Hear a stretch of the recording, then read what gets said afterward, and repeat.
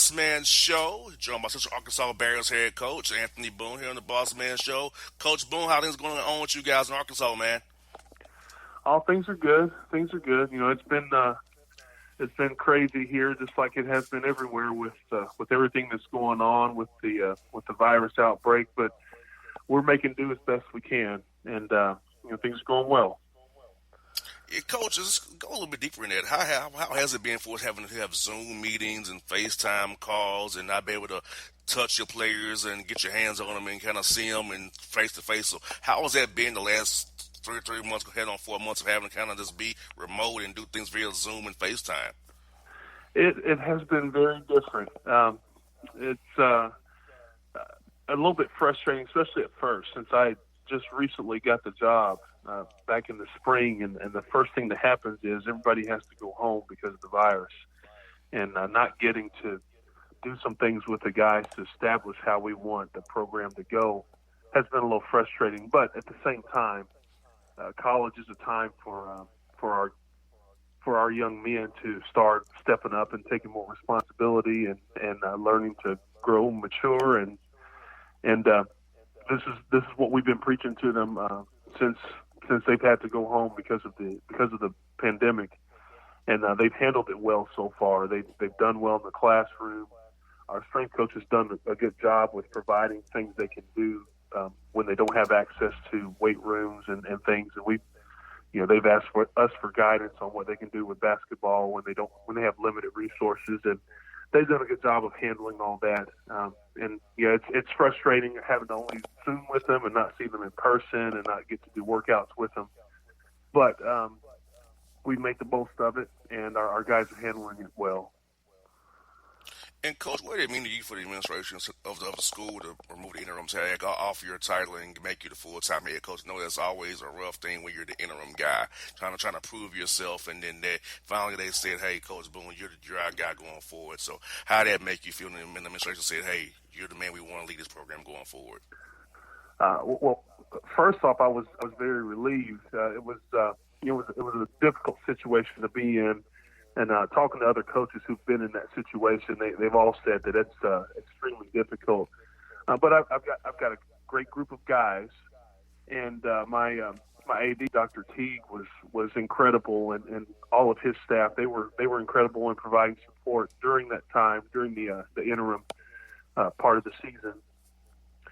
And I was excited. Our staff. My coaching staff has a great vision. Dr. Teague and his staff has great vision for how college athletics is supposed to go. And we were just trying to do what we could to keep going the season, keep being competitive, but also to steer our guys in the right way in every facet of the program. And that's what Dr. Teague and his staff was looking for. They want us to be competitive, but even more than that, they want us to have good kids and to push them getting their educations, and also for them to learn to grow more and more into incredible young men. And that's our philosophy for the program. And I was excited that Dr. Teague promoted me because that's what he's looking for in all of his athletic programs here at UCA. Most definitely. And I feel like this, coach, you had a great career as an assistant as well. So you got the experience last year being interim head coach. So talk to me about, I know for me, when I was a co-host of a radio show, I was always preparing in my mind how I would do if I was actually host of the show.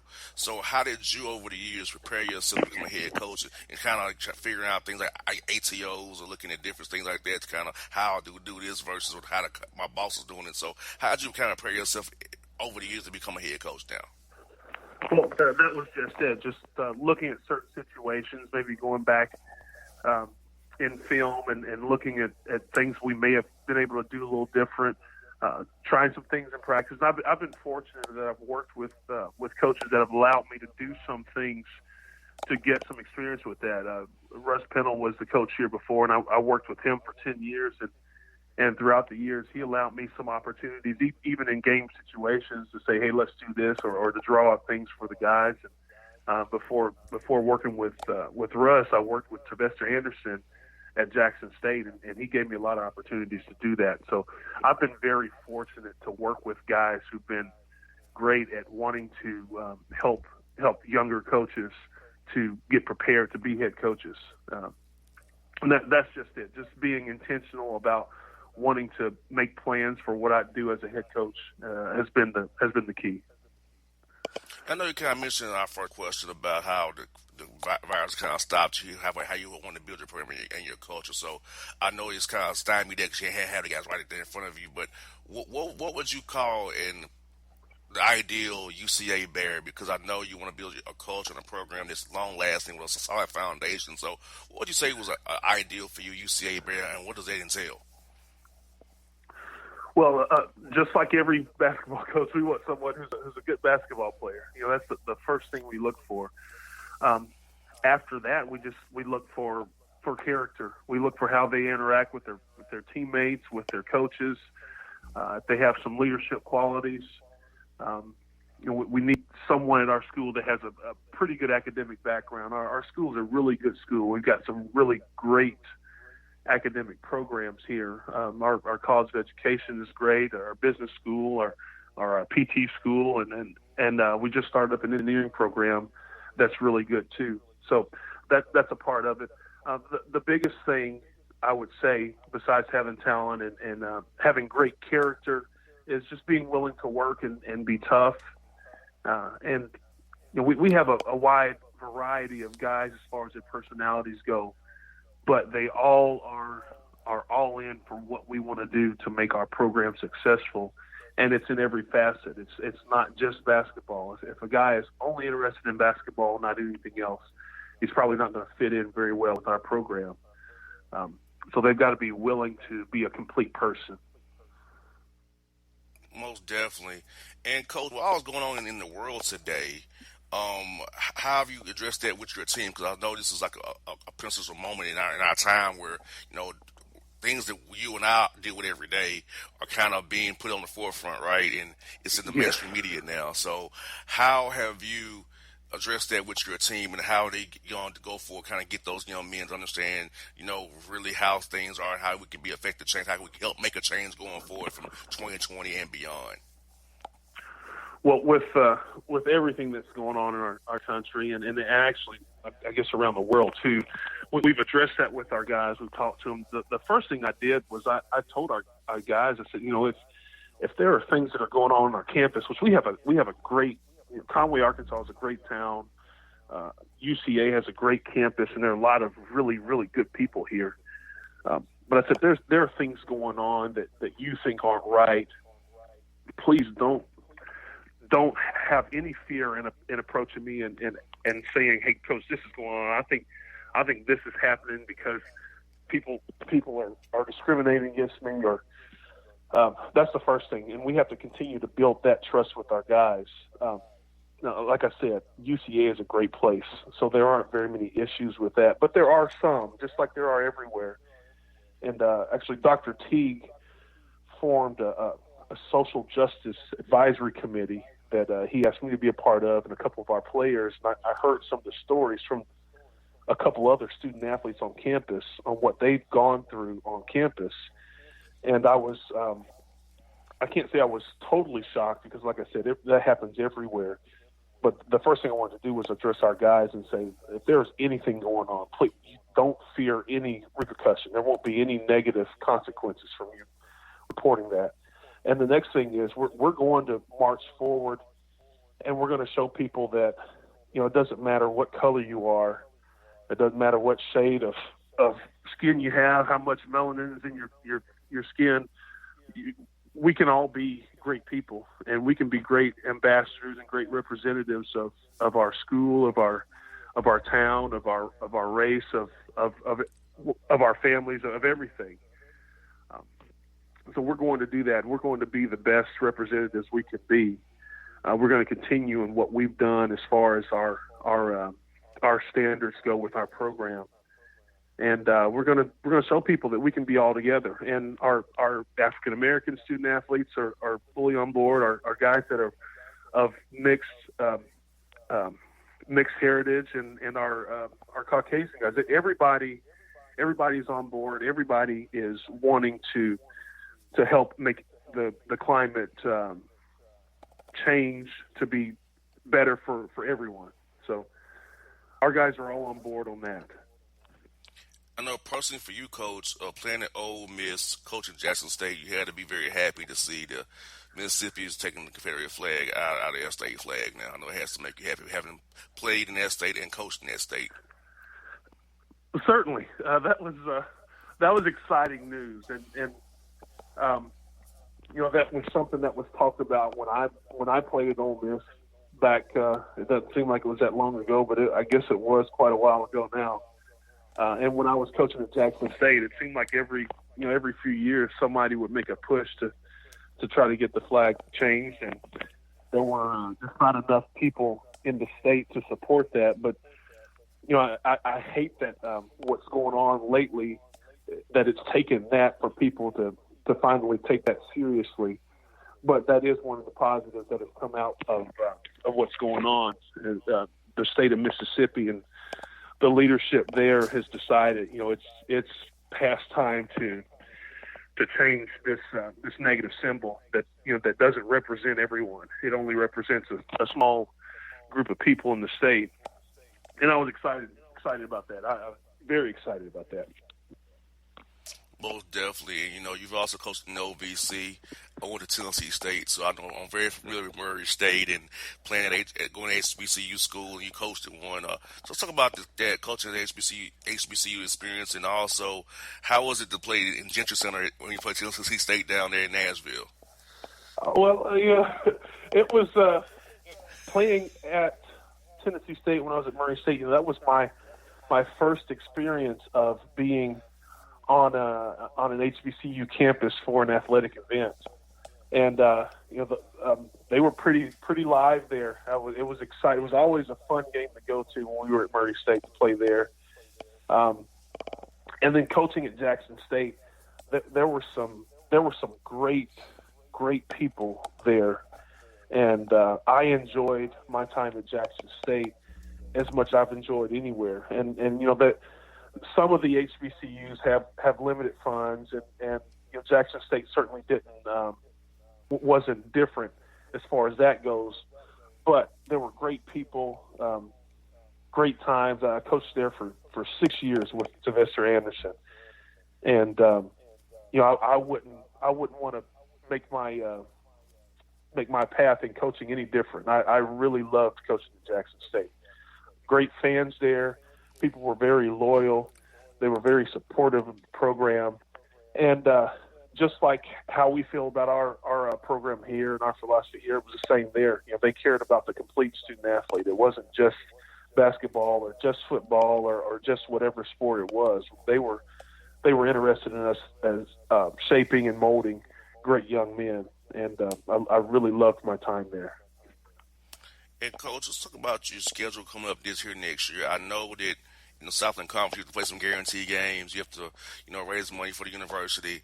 I know it's been tougher this go around because of the pandemic and how they're doing contracts and stuff right now with no fans versus fans in the stands. So how's it been trying to schedule these games for your team and raise money as well and make sure your team has a great experience when you get into that Southland play come January there? Well, it's been a little bit more difficult this year. We're a little bit fortunate in that we had some games already slated before the future looks so shaky. But it is getting more difficult. The guarantees are a little bit less now, and our conference decided to help all of our conference opponents out by cutting some of the games from our conference schedule. So they cut out 4 games, and that left us with some open spots. And it is a little bit more difficult now trying to fill a couple more, 1 or 2 more guaranteed games in there. And then we also have to be conscious of saving a little money with travel because of, all the universities are experiencing some hardships economically due to, a lot of students having to leave and get refunds from dorms and meal plans and different things. And but our school is doing well in that our enrollment looks like it's going to be just fine and maybe even a little bit higher going into the fall than what it's been or what was expected. So we've had to work a little bit harder and a little bit longer on the schedule than normal, but it's going to be fine. We still have some pretty good games. Like I said, we had some slated already before the future was shaky, and it'll be great. We're going to go play Creighton, and we're going to play Baylor again. We've played them a couple of times since we've been at UCA, and actually got a game with Memphis, which is huge for us because they're a great opponent and they're not far from Conway, just a little over 2 hours away from town. So it's going to be good. We're going to give our guys still a great experience, some great competition to play against to get us ready for the conference play. And last one I got for you, coach, is kind of talk about the Southland as a league. I've had a lot of coaches from the league on the show, like Coach Schroyer and Coach Keller and those guys, and also Coach Les down there as well, and Coach Smith and all those guys in the league, man, and Abilene Christian as well. So just talk about the league as a whole and how deep the talent base is league, and how the great coaching in the Southland Conference is. A lot of people don't realize about the conference, how good the quality of ball is down there. It is. The Southland Conference is a really, really good league, and it doesn't get enough attention. You mentioned some of the really good coaches here, Coach Keller, Coach Sless down in New Orleans. Those guys are incredible. Sam Houston's been good year in, year out. And Coach Wilson over at Corpus Christi is an outstanding coach. We've got a great collection of coaches in this conference. And a great collection of talent. There are guys that we played against. Schroyer had Kennedy at McNeese, who was as good as anybody, I think. Some of the players we're looking at recruiting now that are probably going high major, they look a lot like a lot of the players we play against in the Southland Conference. So it's a really good, really competitive league, and every year, a couple teams from the Southland Conference end up upsetting Power 5 teams because it's a great league, and we've got some great coaches. Abilene Christian has been phenomenal, and Joe down there does a great job, and his players work hard. He's got great talent. There's really not an easy opponent in our conference. Even the teams that haven't finished all that great have been competitive year in and year out. So it's a very difficult league, and one I would encourage a lot of high schoolers to really look at. If you get any kind of recruiting or any kind of offer from a Southland Conference school, it's a great school and it's a great program, and you're going to have a great coach to play under. Most definitely. Well, Coach Boone, I thank you for your time today. It's been great to get to catch up with you, and I'll do it again with you real soon. I hope you and your family are staying safe, man. Oh, you too, JR. Thanks so much. Anytime, Coach. Thank you so much again. All right. It's Anthony Boone on the Bossman Show. Grab a hold of big breakfast flavor at Hardee's. Try 2 breakfast sliders for just $2.99. Get Applewood smoked bacon or freshly grilled sausage with fluffy eggs and golden melty cheese, all on a toasty little bun. Good morning, start at Hardee's. Available now for a limited time at participating restaurants. Tax not included. All right, folks, back on the Bossman Show. He's back. Host of Essential as AF Podcast. Catch him on Facebook and YouTube. It's my man. It's my brother, J.C. Smith. What's good, my brother? What up, boss? What's going on, bro? Man, no much, but first of the month, bro. We July 4th weekend. They ain't our week. We celebrate our week Juneteenth, but it's late weekend this week. But it's the first of the month. Hey, Bone Thugs, bro. Half the year is finally gone, man. Long as half a year in my lifetime, I can remember.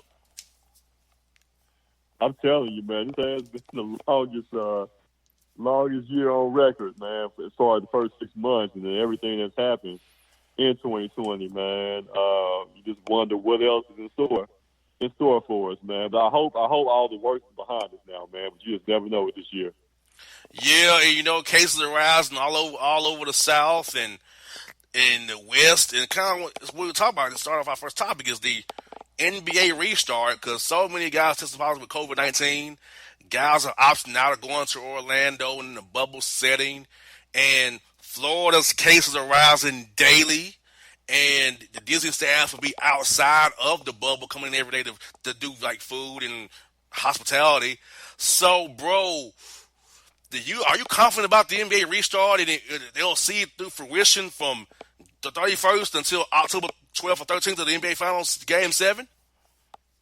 Man, that's the $1 million question, right? Like, I know the NBA is confident in the plan they put in place, but this is a virus like no other that we've had in this country in a long time, man. As far as infecting, millions and millions of people, man. So, at this point, I just think the NBA has got to play it by ear, and it's got to try to get lucky.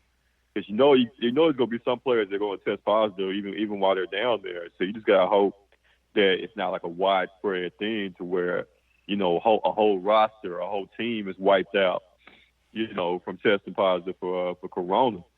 So and I can't blame players who don't want to go down there, albeit for health issues, social issues. I can't blame the players that want to go down there and play, and I can't blame the players that don't want to play. It's just a real touch and go thing, man. But if you tell me hey, a couple of weeks into it, they got to shut it down again, because of widespread positive testing, then I wouldn't be surprised at all, boss. Well, it's bad with Marv Albert ain't going down there. Yeah. He's 79 years man, old. He ain't going down there. I know that's right, man. It's going to be a skeleton crew to begin with, players, coaches, and I guess, just the bare minimum as far as broadcast teams. Like I said, I can't blame anybody, man. You definitely want to put your health first. You want to put your family first above anything, man. And then some of these young guys don't have, wives and children, and can go down there and make their money. Definitely more power to them, man. But you can't knock anybody for choosing not to go down there. No, definitely. And if you're the media, bro, I got the media email. It's $550 a day for the media. Who got that kind of money? $550? Yes, a day. Wow. Because that's coming out of your pocket. Your pocket or your employer's pocket, I guess. $550 a day. Wow. Yeah. It ain't that serious, man. Just because I want to inform listeners here. Listeners, this is what I'm going to read it off to JC here. What the word is. Okay. Media One access, right? Here we go. Mm-hmm. This is we're going to love this. The cost is minimum $550 a day, right? You get a credential, hotel room on secure campus, daily COVID testing, 3 meals a day, transportation between hotel and game practice and venues, in-person social distance post-game interview room and media seating, interview moderated by team or communication with league. You have to self-quarantine for 7 days once you get there. You can leave to go buy groceries, maybe, with approval. If you don't go by the rules, you'll be expelled and you'll be charged your full $550 fee a day. Wow. Yeah, man. I don't know about that one, man. You going down there? I have a house there. I can't stay at my own house there. Yeah. Like, I can't stay at my own house in Orlando. Yeah. That's crazy. I know, right? So, yeah that's what the media's up against down there. $550 a day, bro. $550 a day. Man, see if they got like a day pass option, man. We pay like $27.99 for a credential or something, man. Yeah. Most definitely. And speaking of the NFL, they've cut down preseason games to 2 games, bro. But the NFL is the same as the NBA is. Guys are gonna be hitting each other, coughing, sneezing, spitting on each other, and tackling each other. How do you avoid the community spread in locker rooms, bro? How do you avoid it? You can't. Yeah. Somebody gets them spread like wildfires. Me being in locker rooms before the NFL. They have pretty much like little lockers, like high school lockers almost. That's pretty much what they boil down to. An open space high school locker is what they boil down to in locker room, pretty much. And how do you be able to play? And once again, with the spread happening all over these states, how you gonna be play games in certain states when it's out of control? So Right. the NFL really hasn't put out like real guidelines about how they're gonna go about doing this, right? They kind of got the benefit of the calendar, but it's July now. Training camp is supposed to start July 28th, and we haven't heard anything about how games and practices are gonna go for the NFL. So, what are your thoughts on the NFL restart? Is it similar to the NBA? And I just don't see how the NFL can work either. And they think about having people sign a waiver, bro, to come to the games. Right. They want to pull a Yeah. 45. Sign a waiver that's pretty much go to season football. I ain't doing that. That's crazy. Yeah. Yeah, I was just about to mention that about the fact about the waivers. They're asking fans to sign now to attend NFL games. And, like, I mean, you got to be the dumbest fan in the world. I mean, why would you even want to go to a game in general? You know what I'm saying? Coronavirus or not, with these ticket prices and, really the inconvenience of trying to go to an NFL game when you can just watch it at home in front of your big screen for free. But that's another story. But as far as that goes, man, like you go put your life, your life in jeopardy and danger just to see your favorite player, see your favorite team. Like I said, I don't understand it, man. And but there's gonna be some fools that will sign that waiver and give over their rights to their favorite team, just to go watch them play, man. It's America. It's a bunch of stupid people here. But I will not be. I'm dumb in some areas. I will not be dumb in that area. So, the NFL they could miss me with that, man. I wish I would sign a waiver to go watch that. Go watch that play, man. Come on now. I'm pretty sure a person I will not mention who hustles Cowboy fans is hurting right now. Oh, shots fired! I should have thought about that also, man. Like, I know somebody whose life is the Dallas Cowboys and hustling off the name Dallas Cowboys is probably like, oh, sounds on a waiver to go get one of my packages. Right. So, I know it's definitely been a knock on her business with everything going on, man. She's not making that. She's not making the dough like she normally would be right now. I'm just saying, bro. I'm just saying. I know I'm dirty for that, but I don't care. That's who I am. And speaking of your boy Dak, he signed his franchise tender, so he's guaranteed supposedly $31.4 million if they play this year. And next year, maybe some bet on himself again next year. So this is my question, bro. And what does the Joneses offer him to get him to trade in his second year of the franchise tag to get him to sign a long-term deal? Because obviously Dak's playing hardball. He's playing the Kirk Cousins game with them right now. And he signed a tender. They can't take it away from him now before July 15th. So now, what's Jerry and Steven's next move? Nigga, he's playing hardball with them guys. He ain't doing the Tyron Smith, Dez Bryant, Jason Witten, Tony Romo, the team-friendly deals that they love to sign people to. Sean Lee as well. So what are they going to do to Dak's not going for their game? Yeah, I think we are looking at Kirk Cousins 2.0 here. This situation with Dak, unless there's a last minute long-term deal signing before the deadline there for the 15th, I think Dak's gonna play out the year, on the franchise tender, and then we're gonna be right in the same situation again next year. And it's gonna be in Dak's, it's gonna be to his advantage if he does do another franchise deal, because he can hit the open market. After that second franchise year deal and franchise tag deal, and he can command wherever he wants after that, man. So Dak is in the driver's seat. Dak has all the leverage to me in this situation, man, because if you're the Cowboys and let's say Dak performs like he did last year, putting up big time numbers, and it results in actual wins and playoff appearances, in this year and the following year to come, like everybody was trying to say, they want to avoid paying them the 35. Now you got to think about you got to pay them $40 million because once Patrick Mahomes deal get done, we're probably within the next year, and if Dak is still on the franchise tag, man, he's going to want Patrick Mahomes money.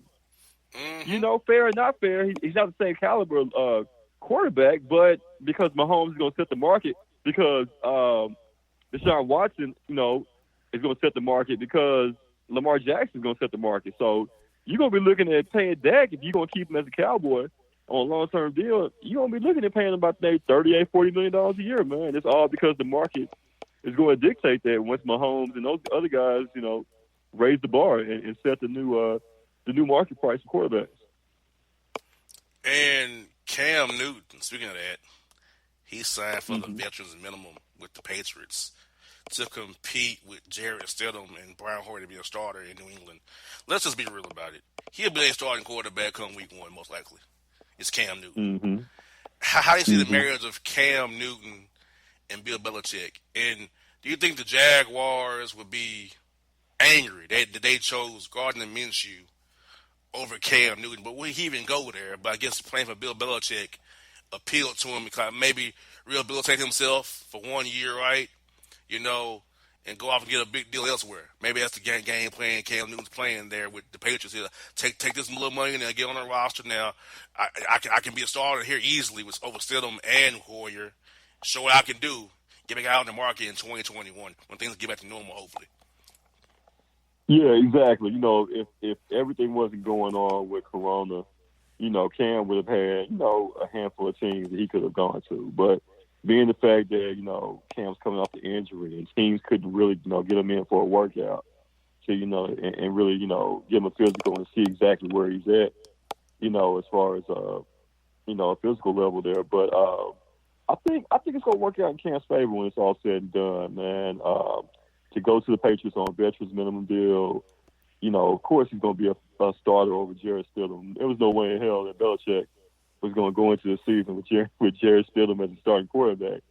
So, and also you got to think about it, like nobody in that division really is used to playing Cam. So that's another benefit, I think, another advantage that Cam has. He's going to a new division where they don't really have much, film study and as far as all that goes on him, man, because, he's going to be coming in and nobody's really played against him as far as, like twice a year, like he normally would play against NFC South opponents, man. So he's going to be able to take advantage of that as well. And, New England still has some pieces that can, complement him.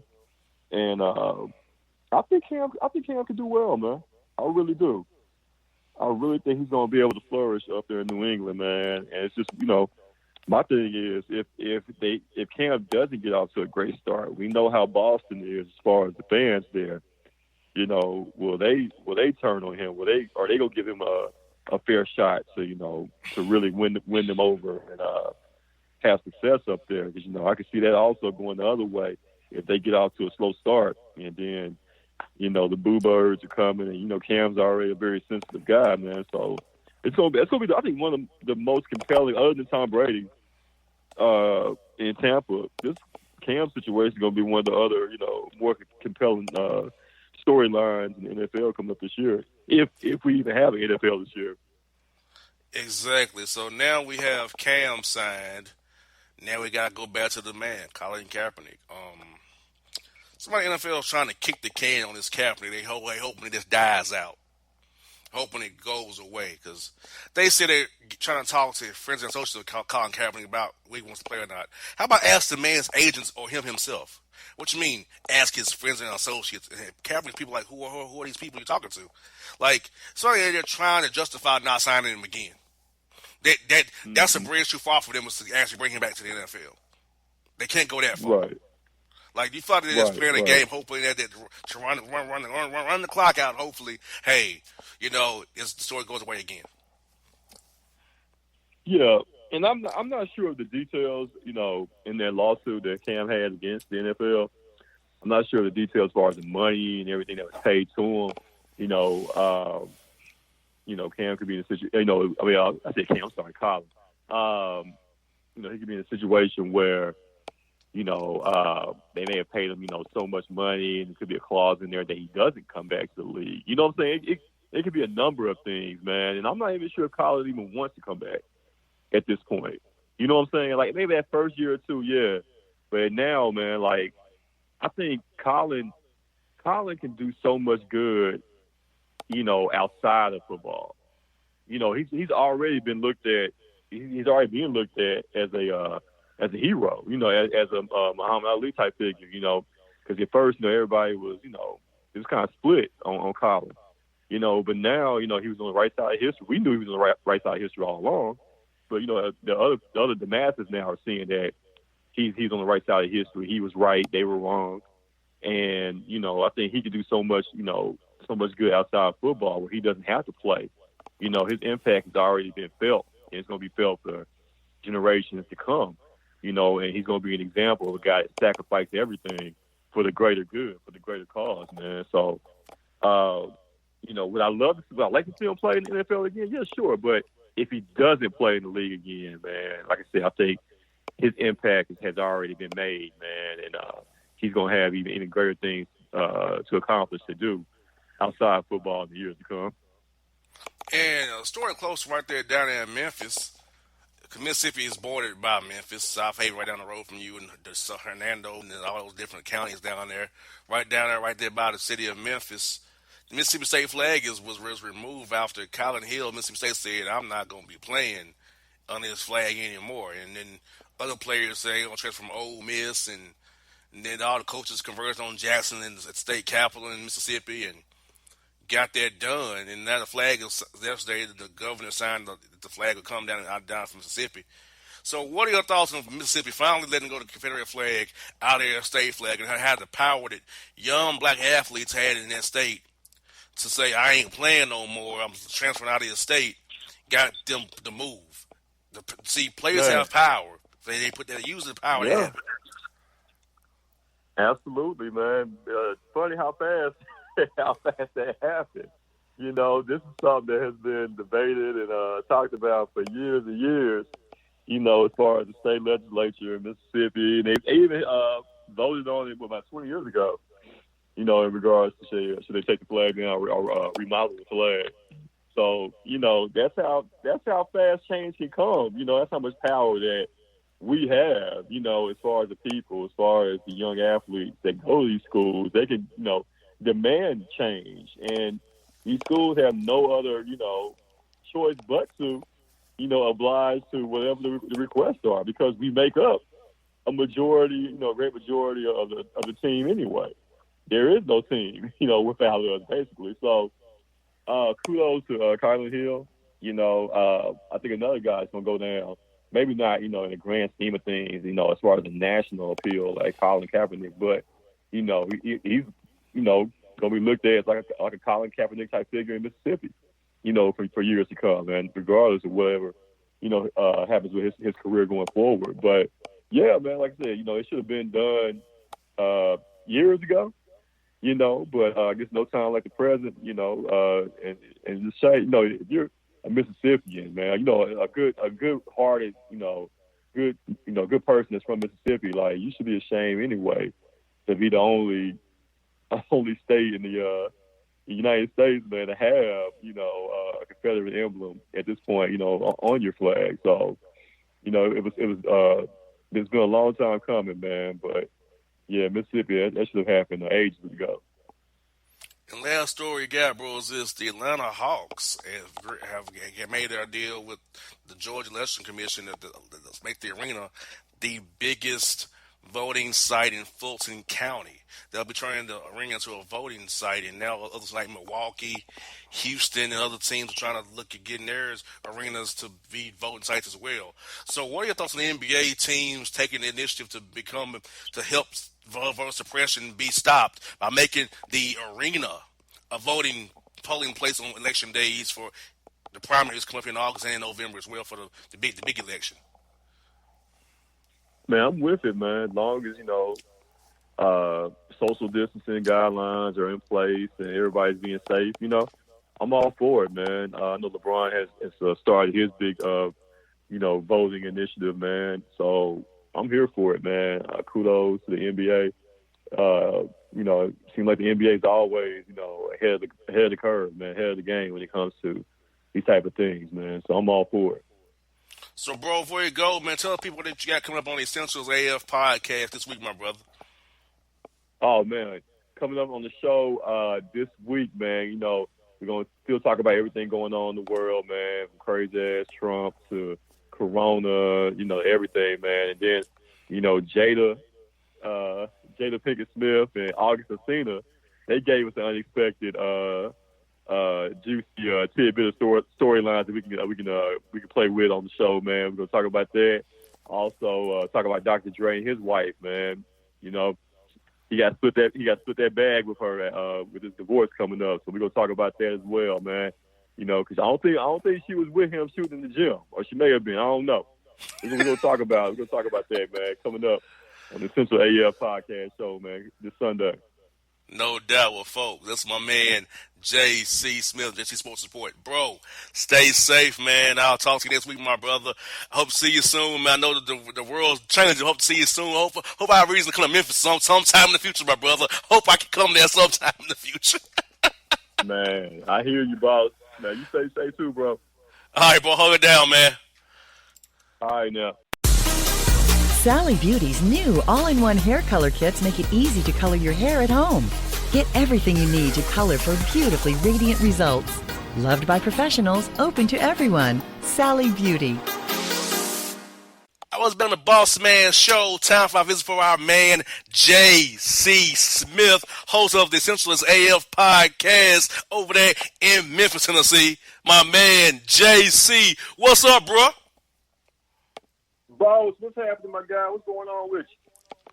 Man, not much, bro. Enjoying a nice day here, man. Enjoying life in the quarantine zone. Staying safe. I got the asthma thing, my brother. Yeah, man. It seems like COVID-19 going to be a part of our lives for, the time being, man. So, yeah, definitely, man. Glad you're staying safe. Trying to do the same thing up here, man. They about to shut down the clubs and the bars again, man. Starting at midnight tonight, all the clubs will get shut down again. Yeah, bro. I know it's in Atlanta, man. Like, look, bro, we have a concert in Atlanta on the 14th with Pastor Troy, Lil Scrappy, Raheem the Dream, and Bohagen. I'm like, hold on. We having a concert inside of a club in the middle of a pandemic. Okay. Hey, man. Right. Right. They made sure to shut it down here, man. So, everybody in the Mid-South got to midnight tonight to get their drink on, man. Bruh, before we get to the topics, this time in Atlanta, they had at the compound, all right, they put a pool inside of the compound and had a indoor pool party. I'm like, that was a COVID petri dish right there, brother. Really? Indoor pool party at the compound on Saturday night. That's that foolishness right there, man. No doubt. You know what's foolish though, bro? Pat Mahomes. I feel like, bro, the contract is terrible. Lee Steinberg's want to say I had a dude to sign for a $500 million. But, bro, think about this. He had $27.2 million guaranteed this year and next year, right?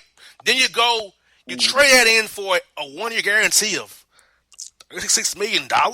Then you got 9 one-year options of $45 million when you're Patrick Mahomes. Whereas the Chiefs control your destiny every March for $45 million or not. Now, mind you, he'll probably get most of that money. But come on, man. You where's your freedom at? Where's your try to set the market at? Like, what was he doing?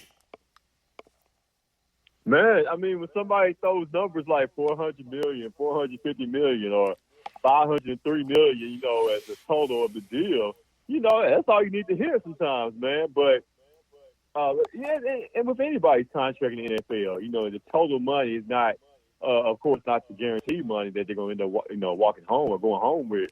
I mean, I don't think it's a terrible contract, because I mean, he is, he's the man. He's what, 25 years old, yeah, already a Super Bowl champion. And his numbers through his first 3 years are, blowing everybody else away, in NFL history, man, at the quarterback position.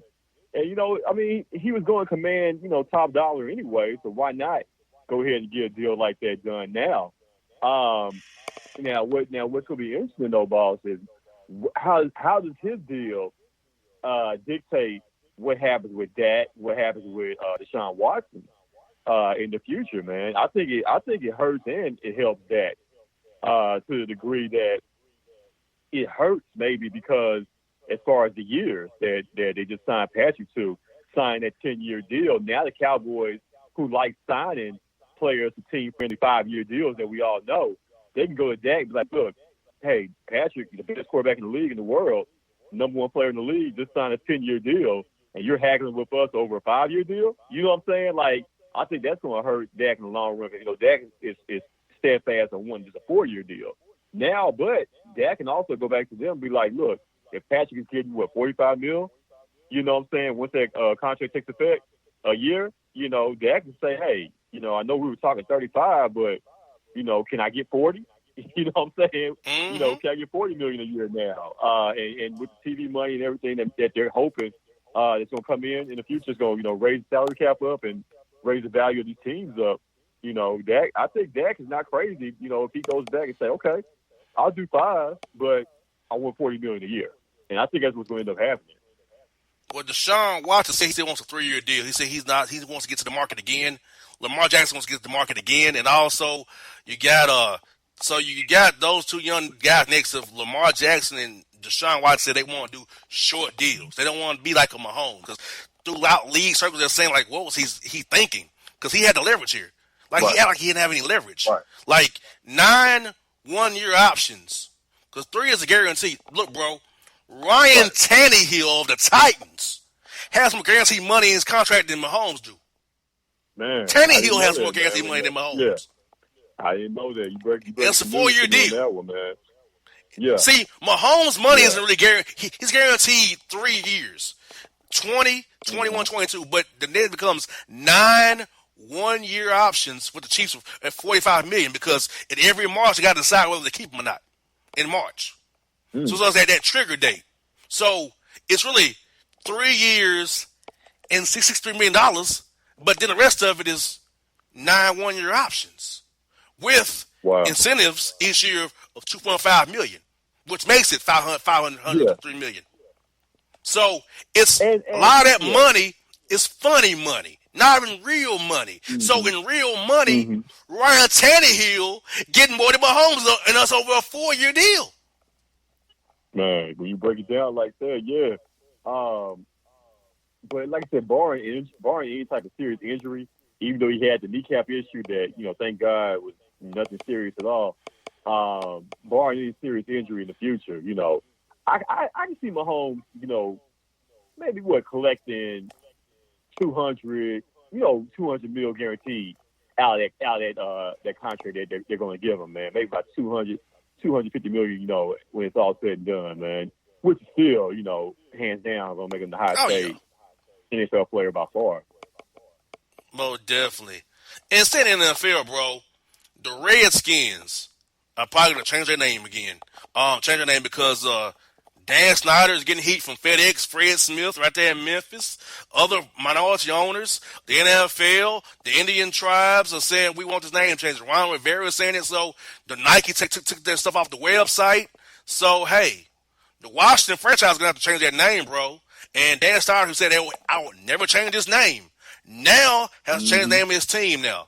And the mayor of D.C. said if he wants to build a stadium in RFK Stadium, you got to change the name as well. Yeah, man. I think it's been a big momentum push, as far as the name change to change it to the Washington Red Tails in honor of the Tuskegee Airmen, which I think is a, slam dunk. You pretty much can keep the same color scheme. and instead of skins, it's just red tails. So what I'm saying, same number of leathers. I think it'll Mm-hmm. be an easy transition. I really do, man. And even though red tails would signify, Tuskegee Airmen, when I think red tails also, as far as Indian, folklore, I'm thinking like, the feathers. You know what I'm saying? And being like tails also. So, I think that'd be an obvious name change to me. Just go red Oh, tails, man. definitely. I think you pretty much you make everybody happy. You make the Native Americans happy, and you also make the African Americans happy, man, by honoring the Tuskegee Airmen. That's a win-win to me, man. I don't think there's any other name that you can really go with other than that. I don't want to see Washington Warriors because you still basically, still saying Redskins, by saying Mm-hmm. Warriors. So, yeah, just go Red Tails and, make everybody happy, man. No doubt. And bro, COVID-19 is hitting the Nets hard. They have 8 guys out with COVID-19 heading to Orlando to the bubble, bro. And like the Nets may not even make the playoffs now, and the Wizards may sneak on in there, but Bill not playing. So Right. if the Nets team has been wiped out with 8 guys with COVID-19, bro, that's just practicing in Brooklyn. How are they going to fare when they get to Orlando in that bubble and get Right. around the Disney Right. staff and other guys? And man, it's going to be rough in that bubble, man, real soon. Because if 8 guys on one roster is out with COVID-19 and they've been around these guys somewhat, some kind of way, think they ain't got it, bringing it into the bubble now? Hey, man.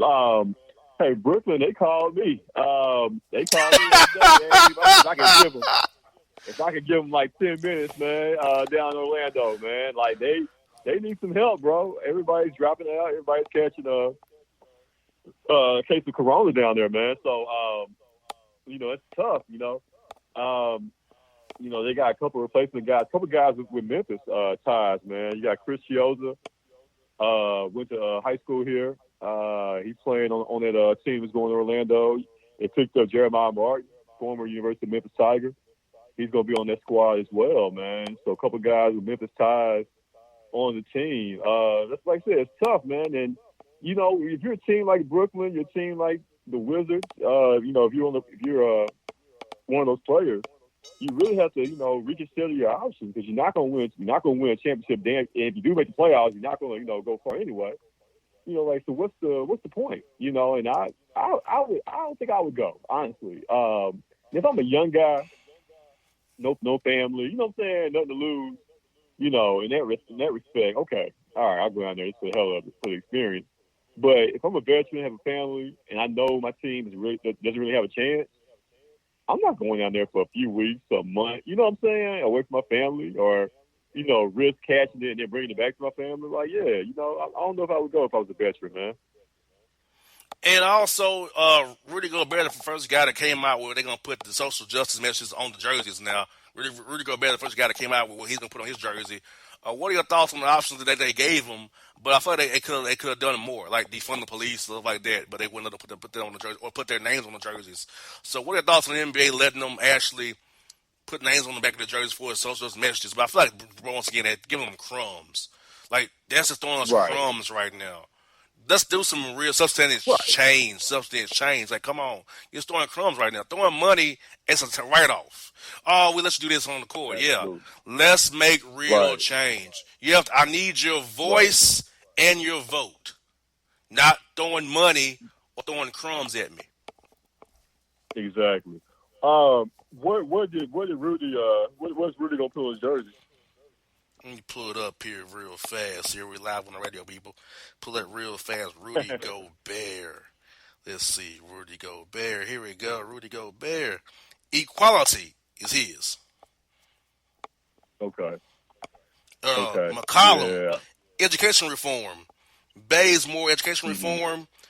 Matthias Tybal. Vote. Ibuka Zubox. Enough. Mo Wagner. Vote. Those are the ones that leaked out so far. And so these phrases, they were hand-picked, hand-selected by the NBA. The players weren't able to make up their own. Yeah, these are the ones the NBA approved. Oh, okay, got you. Yeah, I got you. Yeah, like I said, I think that's the NBA's way of saying, hey, we give you guys freedom, but hey, at the end of the day, we have control, total control of what you're going to display on your jersey there, and give NBA credit, for at least trying. But like you said, yeah, there is a half-hearted effort, if you're not going to allow players to fully express themselves. Now, I can see, you don't want anything as far as cursing or, anything, that's not in good taste, but, at the same time, you allow the players to fully, have that freedom to express themselves without having some type of control or oversee of what is displayed there. But at the same time, I can see the NBA, you being a business, a company, a franchise, you don't want the players just to run wild as far as their message. But it is a tough line to toe, it really is, man. But, damn well the NFL would never go for that. So at least Never. the NBA, I give them a little credit for, for allowing the players to have some type of freedom of expression there. Somebody should put on the jersey, "He hate me," because they do hate us. Right. Yeah, exactly. He was before his time, wasn't he? Yeah. Shout out to, what was his name? Rod Smart. Rod Smart, yeah. Hey, he's a genius, man. Most definitely. Hey, bro, before you go, tell people about Essentials AF podcast this week, what you got going to come up this week. They can check you out on YouTube and Facebook Live there. Oh, for sure, man. Yeah, Essential AF podcast each and every Sunday, man. We broadcast live at 6, streaming live on Facebook and YouTube and all that good stuff. Oh, man, we had a great show this past week. Our highest rated show, highest viewed show to date. So this next show, man, we got a lot of things to talk about, man. We may talk about Terry Crews. We may talk about Please Kanye do. again, man. You just never know, man. Just make sure you check it out, man. Central AF Podcast. No doubt, it's my man, J.C. Smith. Bruh, stay safe. Get you one last drink in the Mid-South, brother. And be safe. Hope to see you soon, bro. All right, my guy.